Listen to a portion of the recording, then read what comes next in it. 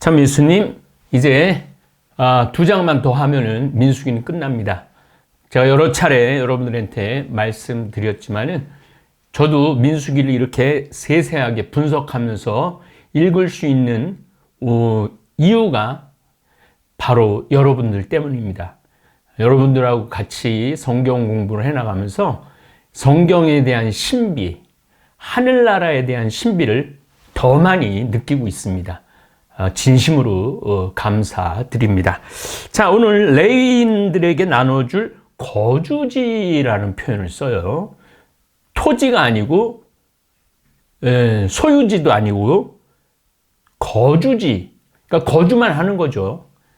레위인들은 성막에서 하느님 섬기는 제사, 계약의 궤 지키고 제사 드리고 번제물 드리고 화제물 드리고 이런 속죄 제물 드리는 일에만 전념하라고 땅을 주지 않아요. 땅을. 우리 신부들도 마찬가지죠. 우리 신부들도 자기 집을 물론 뭐 개인적으로 뭐 부모한테 유산 상속받는 거는 뭐 어쩔 수 없지만은 원래는 개인적으로는 재산을 소유할 수 없게 돼 있어요. 그러니까 우리는 죽으면은 교구청에서 싹 다 갖고 가요. 교구청에서 쓰다가 남으면은 교구청에서 갖고 가는 거하고 비슷한 것 같아요. 우리 수원교구는 5년은 한 번 도시본당에서 3년은 한 번 시골본당에서 이렇게 돌아가면서, 그러니까 내가 어디 가서 살게 될지를 정확하게 모르는 거죠. 그래서 사제들은 하느님 일만 신경 쓰라고 그렇게 얘기를 합니다. 한번 성서로 들어가 보겠습니다. 주님께서 예리고 앞 요르단 강가의 모압 벌판에서, 이 모압 벌판이 굉장히 기름지죠.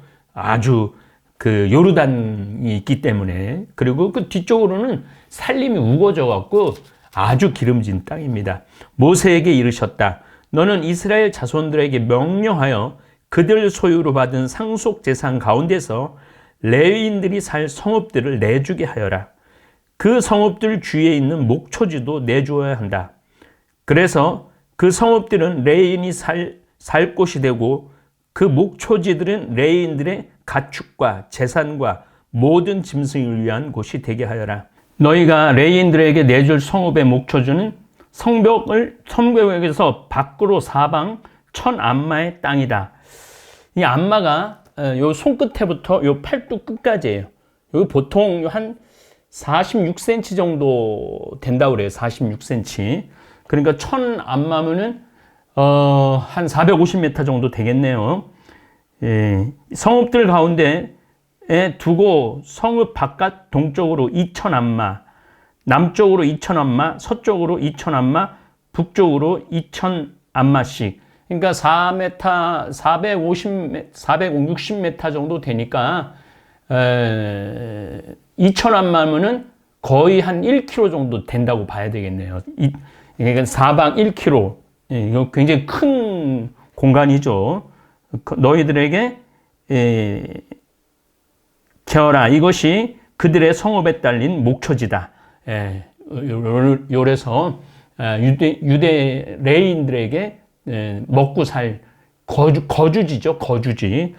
소유지가 아니라 거주지의 넓이를 말씀드린 겁니다. 너희가 레인들에게 내줄 성읍들에는 살인자가 피신할 수 있도록 너희가 정한 도피 성읍 6이 들어 있어야 한다. 이게 아주 중요한 부분입니다. 살인자가 피신할 수 있도록. 살인자를 죽이는 게 아니라 피신 장소를 제공해 주는 거예요. 재판받기 전까지.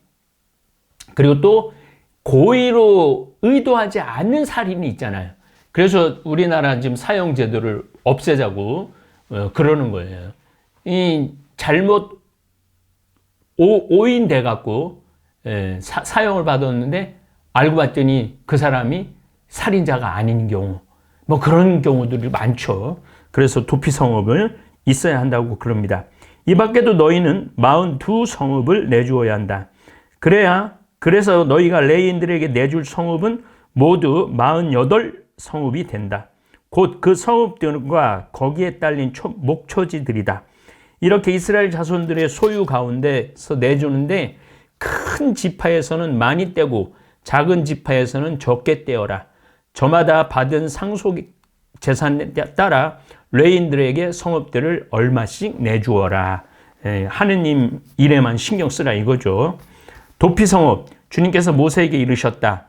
너는 이스라엘 자손들에게 일러라. 그들에게 이렇게 말하여라. 너희가 요르단을 건너 가나안 땅에 들어가거든 몇몇 성읍을 선정하여 도피성읍으로 삼아 실수로, 여기 나오네요. 실수로 사람을 쳐 죽인 살인자가 그곳으로 피신할 수 있게 하여라. 실수예요. 실수. 의도가 아니고. 너희는 이 성읍들을 보복자를 피하는 도피처로 삼아 살인자가 재판받으려고 공동체 앞에 서기 전에 죽는 일이 없게 해야 한다. 그래서 도피성이 필요한 거예요. 그리고 또 우리가 명동성당 같은 경우가 데모해갖고 막 뛰어들어가고 데모 주동자들이 뛰어들어가면은 신부들이 그들을 보호하는 이유가 바로 여기 있습니다.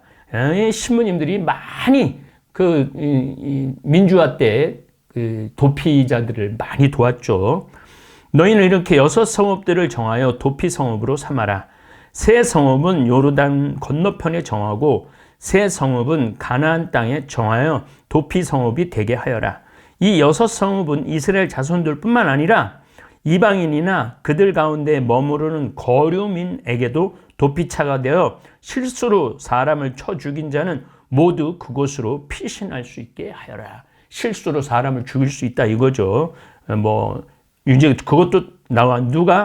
그러나 누가 쇠 연장으로 남을 쳐서 죽게 하였으면 그는 살인자다. 살인자는 사형을 받아야 한다. 누가 사람을 죽일 만한 돌을 쥐고 남을 쳐서 죽게 하였으면 그는 살인자다. 살인자는 사형을 받아야 한다. 또는 누가 사람을 죽일 만한 나무 연장을 손에 쥐고 남을 쳐서 죽게 하였으면 그는 살인자다. 살인자는 사형을 받아야 한다. 피해 보복자가 바로 그런 살인자를 죽여야 하는 사람이다. 그는 살인자를 만나는 대로 죽인다. 미워하여 밀치거나 악의를 품고 무엇을 던져 남을 죽게 하였으면 또 적의를 품고 손으로 쳐서 남을 죽게 하였으면 그 가해자는 사형을 받아야 한다. 그는 살인자다. 피해 보복자는 그 살인자를 만나는 대로 죽인다. 그러나 어쩌다가 적이 없이 남을 밀치거나 악의 없이 아무 연장이나 던졌으면 또는 미처 보지 못하고 사람을 죽일 만한 돌을 떨어뜨려 남을 죽게 하였으면 서로 원수도 아니고 해칠 뜻도 없었으므로 공동체는 이 법규들에 따라 그 가해자와 피해 보복자 사이를 판가름해 주어야 한다. 공동체는 그 살인자를 피해 보복자의 손에서 구하여 그가 피신해 있던 도피 성읍으로 돌려보낸다. 그는 거룩한 기름을 부어 세운 대사제가 죽을 때까지 거기서 살아야 한다. 그러나 만일 살인자가 피신해 있던 도피 성읍의 경계 밖으로 나가면 피해 보복자가 도피 성읍의 경계 밖에서 그 살인자를 발견하고 그를 살해하여도 피해 보복자에게는 살인죄가 성립되지 않는다. 이게 동태복수법이라고 그러죠. 똑같은 모양으로 복수하는 거죠. 살인자는 대사제가 죽을 때까지 반드시 도피 성읍에서 살아야 한다. 대사제가 죽은 다음에야 자기의 소유지로 돌아갈 수 있다. 이것은 너희가 어디에 살든 대대로 지켜야 할 규정이다. 누구든지 사람을 죽었을 경우에는 증인들의 말에 따라 그 살인자를 처형해야 한다. 그러나 증인 한 사람의 증언만으로는 사형에 처하지 못한다. 반드시 2 사람이 필요합니다.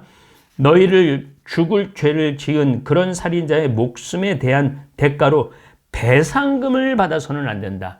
돈을 받아서는 안 된다는 거예요. 이거는 돈으로 해결할 수 있는 문제가 아니라는 거예요. 그는 사형을 받아야 한다. 너희는 살인자가 도피 성읍으로 피신하였다가 사제가 죽으면 고향으로 돌아와 살게 해주는 대가로 배상금을 받아서는 안 된다. 이건 생명은 돈으로 계산할 수 있는 게 아니라는 거예요.